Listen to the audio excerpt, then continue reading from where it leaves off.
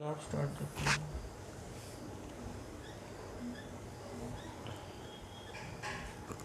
करना।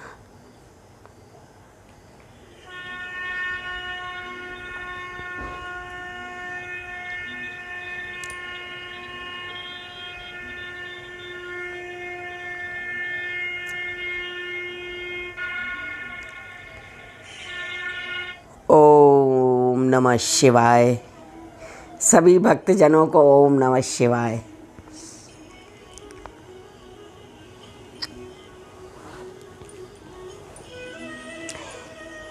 श्रावण मास में ही शिव जी का अभिषेक अधिकतर क्यों किया जाता है?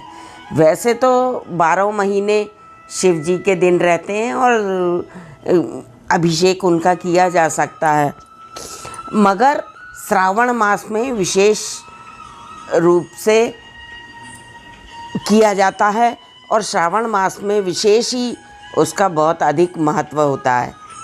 तो आज हम यही जानेंगे कि ऐसा श्रावण मास में क्या है कि अधिकतर श्रावण मास में ही शिव जी का जलाभिषेक किया जाता है। तो इसका पहला कारण ये है कि जब देवों और असुरों में युद्ध हुआ तो उस समय समुद्र मंथन हुआ और समुद्र मंथन में सबसे पहले विष निकला। तो जब वो विष निकला तो है ना, एकदम देवों को, असुरों को और सारी सृष्टि को वो जलाने लगा, क्योंकि वो बहुत ही ऐसा विष था जो कि यानी कोई सहन नहीं कर सकता था।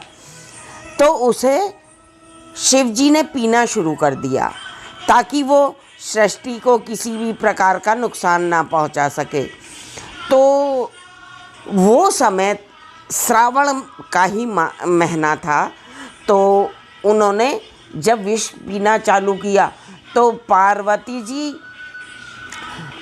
एकदम चिंतित हो गई कि भोलेनाथ पूरा विष पी लेंगे तो उन्हें नुकसान होगा।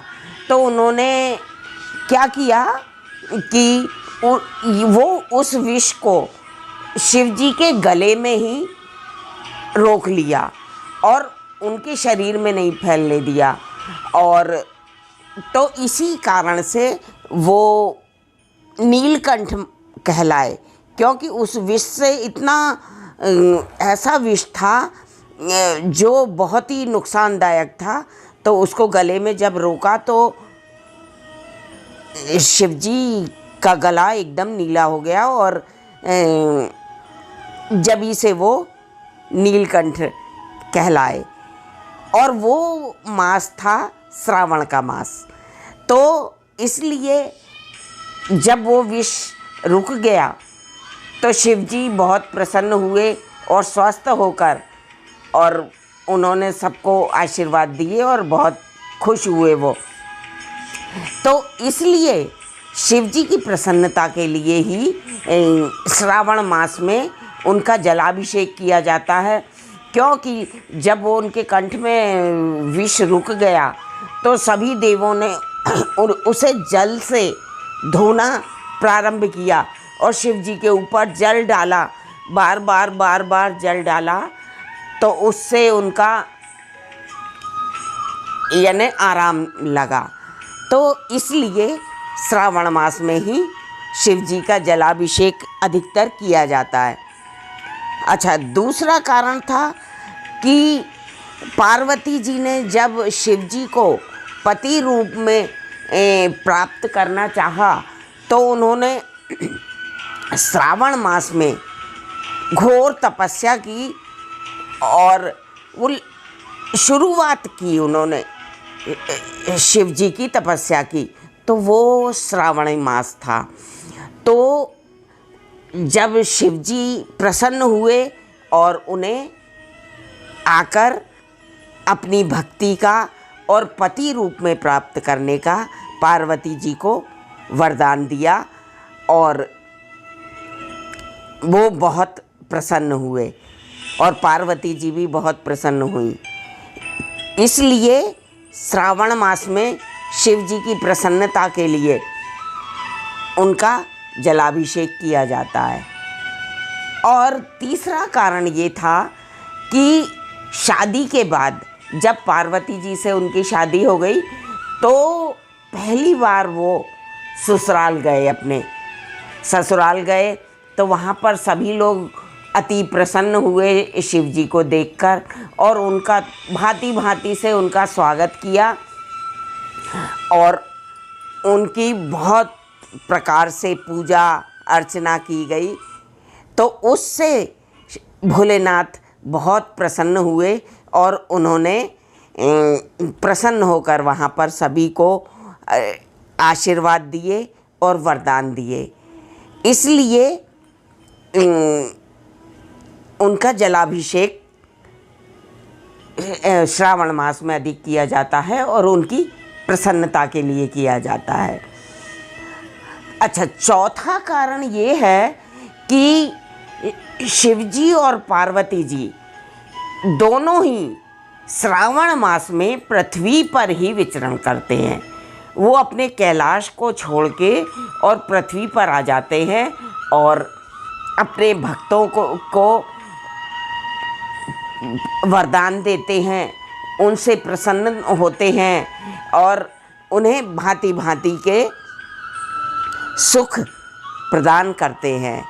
इसलिए श्रावण मास में उनकी प्रसन्नता के लिए उनका जलाभिषेक किया जाता है और उनकी तरह तरह से पूजन की जाती है। इसलिए श्रावण मास का शिव भक्ति में बहुत ही अधिक महत्व होता है। इसलिए शिव जी की पूजन, उनका जलाभिषेक और उनकी भक्ति विशेष रूप से श्रावण मास में की जाती है। इसलिए उनके भक्त कांवड़ यात्रा लेकर निकलते हैं, उनका जलाभिषेक करते हैं और उन्हें भांति भांति के पुष्पों, बेलपत्री और भांति भांति के मिष्ठानों से उनका अभिषेक करते हैं ताकि भोलेनाथ की प्रसन्नता प्राप्त हो सके। तो शिव जी तो वैसे ही भोले भाले हैं और वो अपने भक्तों के लिए, यानी भक्तों की भलाई के लिए ही पृथ्वी पर आते हैं श्रावण मास में और उन्हें तरह तरह से प्रसन्नता प्रदान करते हैं। तो इसलिए हमें भी भोलेनाथ और पार्वती जी की प्रसन्नता के लिए उनका जलाभिषेक करना चाहिए और उनकी प्रसन्नता प्राप्त करना चाहिए। तो ये कारण थे जो शिवजी का अभिषेक, जलाभिषेक श्रावण मास में अधिक होता है। तो इस प्रकार सभी प्रभु का जलाभिषेक करके, उनका पूजन करके और उनकी प्रसन्नता प्राप्त करें और उनसे वरदान प्राप्त करें, इसी शुभेच्छा से ओम नमः शिवाय।